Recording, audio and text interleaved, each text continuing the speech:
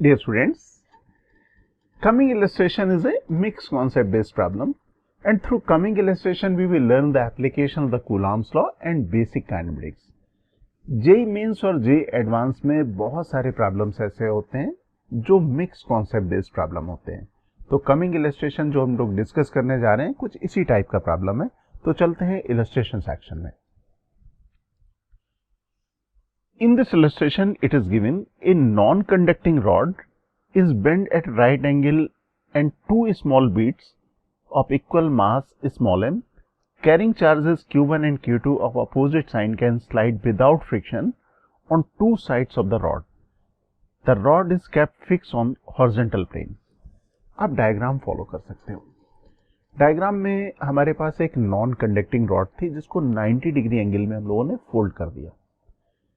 Fold करने के बाद दोनों साइड्स में जो परपेंडिकुलर साइड्स हैं वहां पे हम लोगों ने अटैच की बीट्स, चार्ज बीट्स। एक बीट का चार्ज Q1 तो दूसरी बीट का चार्ज Q2, दोनों अपोजिट साइन के चार्जेस थे, लेकिन दोनों बीट्स का मास इक्वल था। बोथ बीट्स आप यहां पे जैसे देख सकते हो परपेंडिकुलर साइड में मूव कर सकते हैं without friction, that means there is no loss of energy. और ये जो पूरा स्ट्रक्चर है ये फिक्स है हॉरिजॉन्टल प्लेन में। जो रॉड है, नॉन कंडक्टिंग रॉड है, उसको हॉरिजॉन्टल प्लेन में हम लोगों ने फिक्स कर दिया। That means we are observing from top view ले रहे हैं।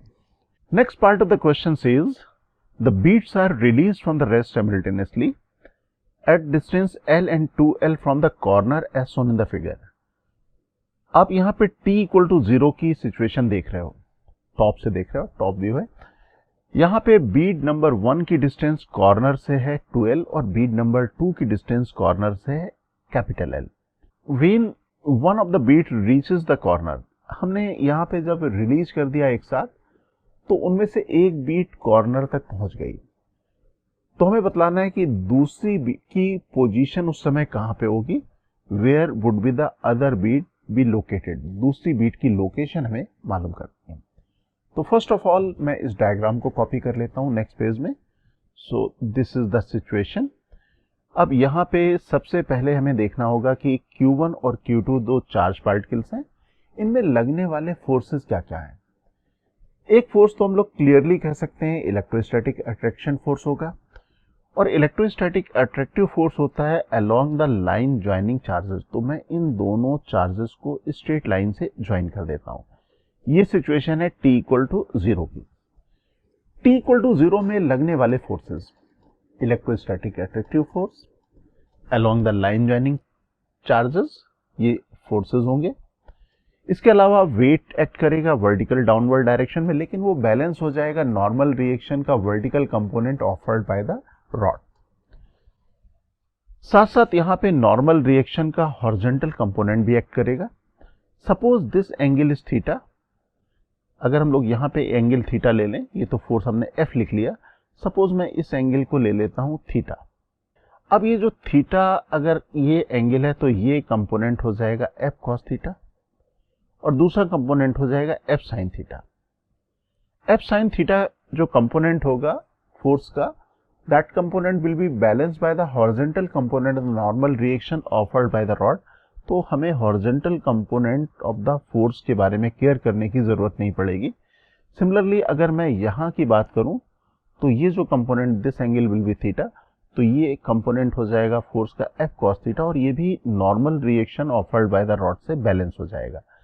तो इस डायरेक्शन में जो कंपोनेंट आएगा फोर्स का, ये कंपोनेंट यहाँ पे होगा F sin थीटा।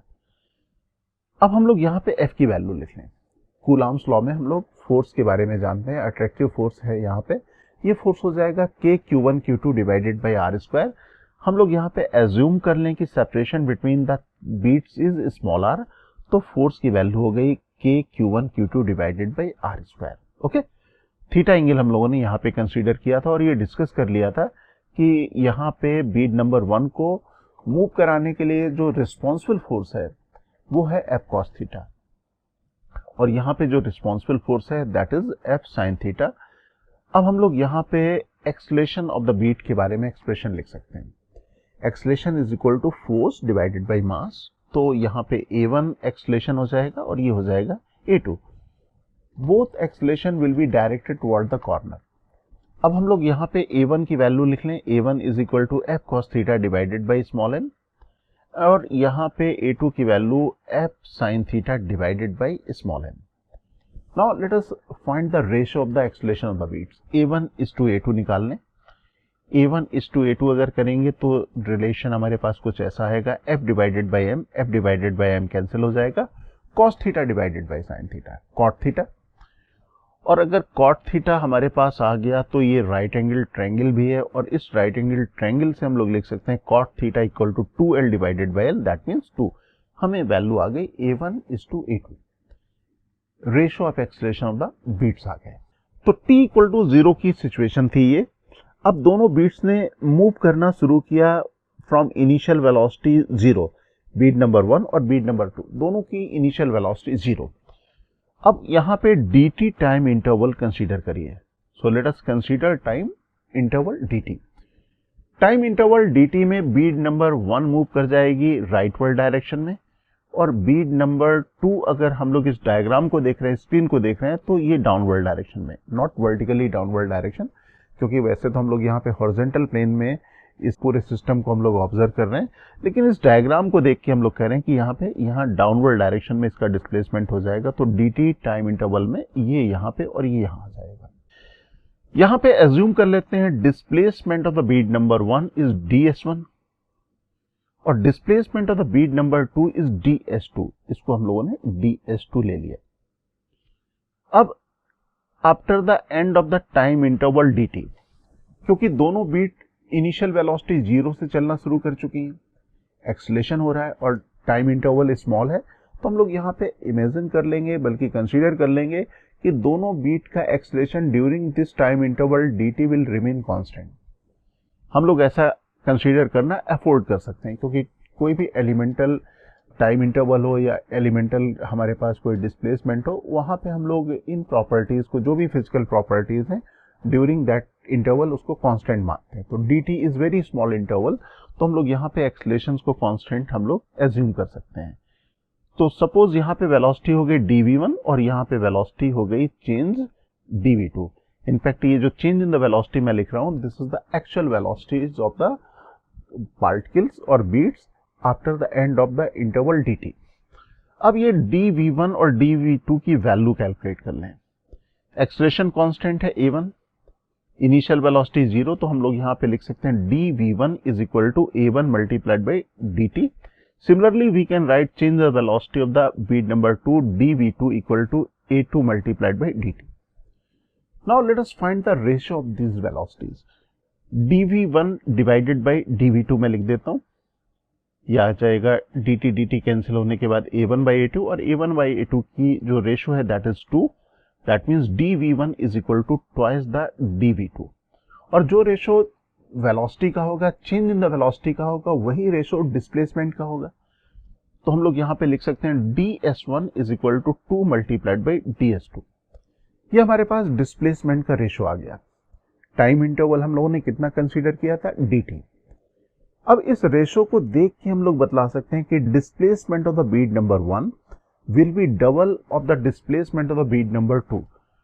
अगर हम लोग टाइम इंटरवल सेम ले रहे हैं दोनों बीट्स के लिए, तो जितने टाइम में जितना डिस्प्लेसमेंट होगा बीट नंबर 2 का, उससे डबल डिस्प्लेस हो जाएगा बीट नंबर 1 का. तो ये कंक्लूजन हमारे लिए एक बहुत इंपॉर्टेंट कंक्लूजन हो गया.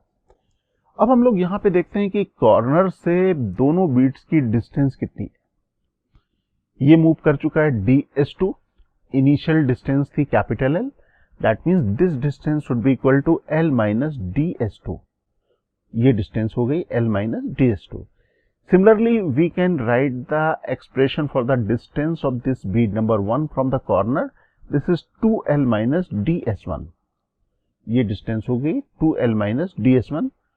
और अब अगर मैं यहाँ पे ds1 और ds2 के रेशियो को देखूं, तो ये था ds1 is equal to 2 multiplied by ds2. तो यहाँ पे ds1 की वैल्यू मैं ds2 के टर्म में लिख सकता हूँ. इस डिस्टेंस को सपोज हम लोग L माइनस ds2 को L डैश लिख लें. ये तो मैंने लिख लिया. अब मैं इस डिस्टेंस को लिख लेता हूँ L डैश, यहां से यहां तक.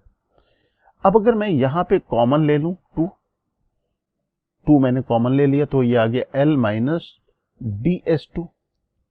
L minus DS2 equal to L dash, that means this distance equal to 2L dash. तो ये कॉर्नर से बीड नंबर 1 की डिस्टेंस हो जाएगी 2L dash. अब अगर डिस्टेंस के बारे में देखें तो इनिशियल डिस्टेंस बीड नंबर 2 की थी L, अब हो गई L dash. बीड नंबर 1 के बारे में देखें तो इनिशियल डिस्टेंस थी 2L, अब हो गई 2L dash. दैट मीन्स जो रेशियो ऑफ द डिस्टेंस है ये हमारे पास ये 2 है. बीड नंबर 1 की डिस्टेंस कॉर्नर से और बीड नंबर 2 की डिस्टेंस कॉर्नर से, ये रेशो 2 है.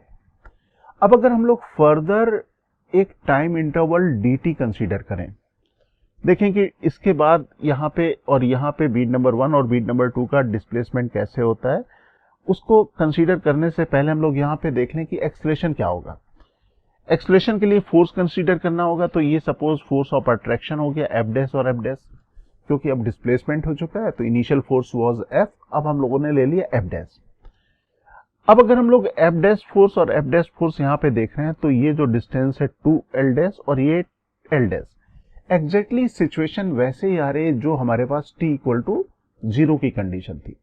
अब अगर हम लोग फर्दर टाइम इंटरवल dt ले लें, इसके बाद का टाइम इंटरवल dt कंसीडर कर लें, तो हम लोग यहाँ पे कह सकते हैं कि ratio of acceleration of the beads will not change, क्योंकि इनिशियल टाइम में जो डिस्टेंस था 2L और यहाँ पे था L, यहाँ पे डिस्टेंस है इस टाइम में 2L डैश और L डैश. इसका मतलब ratio of acceleration of the beads will not change. अगर ratio of acceleration of the bead is not changing तो हम लोग यहाँ पे कह सकते हैं कि in this time interval the displacement of the bead number 1 will be again double the displacement of the bead number 2. अगर एक्सेलरेशन का रेशियो मेंटेन है तो डिस्प्लेसमेंट का भी रेशियो यहाँ पे मेंटेन होगा. दैट मीन्स जितने टाइम इंटरवल में बीट नंबर 2 डिस्प्लेस होगी जितना, उससे डबल डिस्प्लेस होगी bead number 1. If we further divide the distance of the beads from the corner, बहुत सारे एलिमेंटल टाइम इंटरवल में अगर हम लोग यहाँ पे डिवाइड कर दें तो सिचुएशन हमेशा सेम रहेगी. That means displacement of the bead number 1 will be always double the displacement of bead number 2. ये सिचुएशन हमेशा कॉर्नर तक मेंटेन रहेगी. अब अगर हम लोग कंसीडर करें कि बीड नंबर 2 कॉर्नर तक पहुंच गई, अगर कॉर्नर तक पहुंच जाएगी डिस्टेंस या डिस्प्लेसमेंट कवर करेगी कैपिटल L, और हम लोगों ने अभी डिस्कस किया कि बीड नंबर 1 का डिस्प्लेसमेंट बीड नंबर 2 के डिस्प्लेसमेंट का डबल होगा. That means bead number 1 will travel distance 2L in the same time interval. इसका मतलब bead number 2 अगर L डिस्टेंस कवर करती है और पहुंच जाती है कॉर्नर तक, तो उतने ही टाइम इंटरवल में bead number 1 2L distance cover करके कॉर्नर तक पहुंच जाएगी. It means both beats will reach the corner together. दोनों बीट्स एक साथ कॉर्नर में पहुंचेंगी. तो अब हमारे पास फाइनल कंक्लूजन आ गया कि जैसे बीड नंबर 2 जितना टाइम लेगी यहाँ तक पहुँचने में, उतने टाइम में बीड नंबर 1 भी यहाँ तक पहुँच जाएगी. That means both beads will reach corner together.